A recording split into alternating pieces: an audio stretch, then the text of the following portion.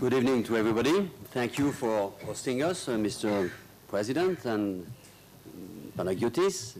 We are extremely glad to be here, and thank you for being in this room, for listening to what we could learn to you on this very tricky story of fees. By the way, I believe there is no monk among you tonight, because in addition to be president of the, or chair of the French delegation, I am also president of the deontology committee, and we spent quite some time on this very Greek story of the monk who cannot become a lawyer. Of course, we have no opinion on that at the CCBE, but we spent quite a lot of time on this at the last committee, analyzing the case that was rendered by the Court of Justice on this duality of being both a monk and a lawyer. So I believe there is no monk in this room. We can speak freely, and I will give you some brief outlines of what is the situation in France in respect with the legal fees, and then a brief summary of how it works at the European level, because we have a code of deontology at the European level for cross-border issues, and there are provisions in this code on the question of fees. France first. You have just one number to remember, 66. Just remember that, 66. In France, we have 66 million of inhabitants, and we are 60,000 of lawyers. So it makes one lawyer for 1,000 inhabitants. But this is not the end of the story. The average income of a lawyer is exactly 65,000 euros per year. It's not the average exactly, it's what we call the medium income. It means that there are as many lawyers who earn more than 65,000 euros per year as there are who earn less than 65,000 euros per year. This is a global, of course, picture of the French bar, from the very beginner at the bar, first year, to the most famous of the French lawyers. Something very special in my country, but I believe it's a bit the same here in Athens. Out of 66,000 of lawyers in France, almost 30,000 are in Paris, exactly 29,000. So we have a very, very big bar in Paris, and otherwise you have the 37,000 other lawyers who are located in all over France. Myself, I come from Lille, north of France, which is roughly 1,500 lawyers in this quite big city north of France. So how does it work to take the money out of our clients' pocket then in France? Let's start with the beginning, or let's start by what is the most recent in my country. The beginning, why? Because now, and this is quite new, it dates back to 2017, it's mandatory. It's really mandatory to inform your client at the first meeting of how you will charge him. Not necessarily the amount precisely, because you cannot know at the first meeting, but you must inform him, it's in the statute, you must inform him of how you are going to calculate the fees, how he will be charged, is it going to be a success fee, a hourly rate, and roughly speaking, how many hours you think you will spend on this case. So it is a must that you inform, you give this preliminary information to the client, so that if he disagrees, he has still the possibility to go and see another lawyer. This is new. What is new also since 2016, so a year before, is to have a convention, a contract on the fees. It's mandatory. It was recommended. The court considered it was roughly a must or highly recommended, but it was not in the law. It is now in the law. It is mandatory to enter into an agreement with the client on the question of the fees, precising, so a few days after the first meeting, because as long as this convention is not signed, your relationship with the client has not started. So you should not delay too much, you know. And in these conventions, you precise whether it's a success fee, whether you will ask for a retainer fee at the beginning of the relationship, whether what is going to be the hourly rate to be charged, and how many hours you will spend. You can say between 30 and 35 hours.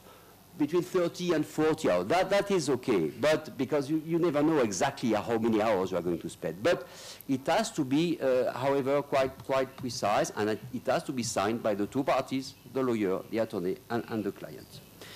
In my country, the success fee is authorized, of course, but the pactum de cotalitis is prohibited. This is to say that you cannot, of course, I think it's the same in your country, you cannot reserve the fact to be paid to the fact of winning or losing the case. You must charge the client anyway. Pactum de cotalitis is prohibited, but success fee is authorized. Usually case law is going as a maximum up to 20–25%. Very seldom more, and usually less, around 15 to 20%, which is when there is a conflict on this success fee with the client. Does it mean necessarily that if you don't enter into an agreement with your client, you are not going to be paid? Well, now it's quite embarrassing if you didn't do that because it's in the law, so you had to. However, in this new act of the Parliament, they reserved the rights of the lawyers. In case there is no convention, then the judge can still figure out how much it should be, how much it could be. It's also due to the fact that this is quite recent. So you have now relationship which dates back to 2013, 2014. So of course, the judge may decide without any convention. And even if there is no convention today, this is going to apply. Several factors have to be demonstrated to the judge. The seniority of the lawyer, his experience, his expertise, the amount of work, the urgency. You have a listing of 7 to 8 factors which will enable the judge to decide upon the fee amount, even though there is no convention. However, I would say, this is what I'm saying to the young lawyers in my country, please go into this agreement, because if you go to the judge without a convention today, it's quite, you are quite weakened from the very beginning. It's not a good sign that you have not, after 2016, entered into an agreement, because it's a must. It's a legal duty, so of course you better avoid not to have it. Who is the judge of the fees in France? The judge of the fees, in case there is a conflict in between the client and the attorney, is for the first level of jurisdiction the president of the bar. We call bâtonnier. Eh?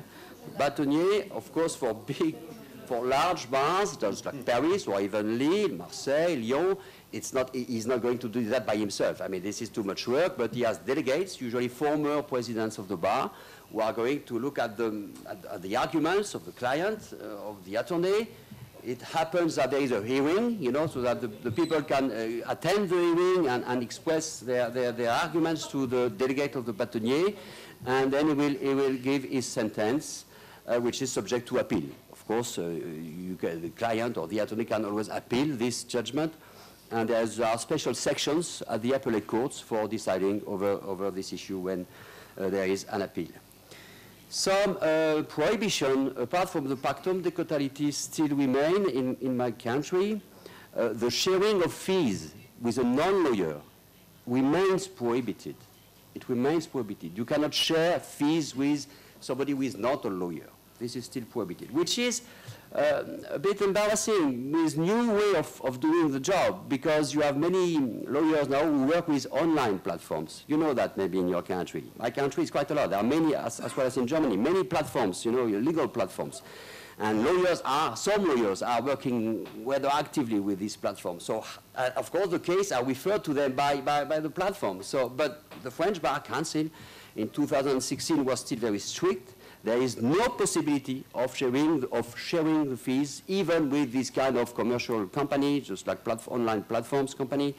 The only thing you are entitled to do is to pay a fixed fee to this online platform company, because it took care of your for the service. For the service, that's right, for the service. So it has to be a fixed amount, maybe 100 or 200 euros, maybe a bit more, but something that has to be also made into a contract, and it should not be proportionate to the fees you are going to earn thanks to this platform. Referral fees are also still prohibited. It's prohibited to charge fees to a lawyer or to a notary or what have you, because you recommended his name. because you referred his name or his firm to a client, you know, because you didn't do anything as far as your legal profession is concerned. You are not a lawyer. You just bring a case to this or that lawyer, notary, what have you. It's prohibited because there is no intellectual work at all. It's just a matter of bringing a case to somebody else. It's still prohibited to charge fees in this situation. On third-party funding, there's something new now. There is something new now on third-party funding. You know what it is? TPF. You know that it's a party who is paying the fees of another one who has the case. So the relationship is between the client and the attorney, and it's a third party who is paying for this case before the court, notably. Usually it's for case going to the court. This is okay. This is authorized. It's being regulated by the bars, especially by the Paris bar, who has a step forward into this direction, but it's okay. It's not prohibited, subject to some special conditions, that the lawyer remains quite independent, of course, and that he keeps very strictly the confidentiality in between him and the client. It's not because the third party is paying that he's entitled to know, to make it short. It's not because he is paying that he's entitled to say you'd better appeal, or you better do that, or you'd better argue into this or that direction. This is prohibited, and that has to be also contractually prepared and drafted. That is, he does nothing but paying this third party, and he could not interfere into the relationship between the attorney and the client. In a few words now, just in a few words. 3 minutes. How many? 3 minutes. How does it work at the CCBE level? You know, we have a code of deontology. The CCBE is still more important than our domestic countries. You have 6 provisions in the CCBE code of conduct or code of deontology, only for cross-border issues, cross-border cases. Just in a very few words, because of the time, the pactum de quotalities is also prohibited in the CCBE code of conduct. It is prohibited. Success fee is authorized, but pactum de quotalities is prohibited.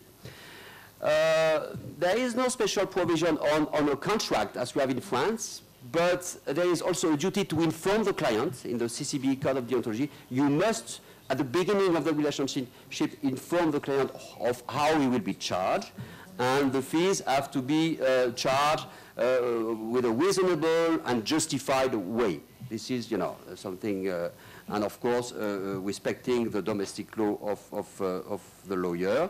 A retainer fee is also okay under the provisions of the CCBE Code of Conduct. You can charge a retainer fee, but it has to be, just like in my country, reasonable. It should not be too much. Not all of the fees have not to be paid at first. You know, it's just a part of the fees. It has to be reasonable. The sharing of fees is also prohibited in the Code of Conduct of the CCBE. It's not valid. And the referral fees are not either authorized under the Code of Conduct. And then an ultimate precision in this Code of Conduct on the financial responsibility, what in French is responsabilité pécuniaire. A lawyer who is engaging the services of another lawyer in another country, because we are on the cross-border matter, is held liable to pay the fees if the client does not pay the fees ultimately. However, at the beginning of the relationship, under this Article 5.7 of the CCBE Code of Conduct, the lawyer could enter into an agreement with the corresponding lawyer to limit his liability, saying, okay, up to this amount, it's my duty to pay you, but otherwise, and above that, the client will have to pay, and I cannot be held liable for that. You can limit your liability under the Code of Conduct of CCBE. This is what I can say in a few words about the CCBE. Thank you.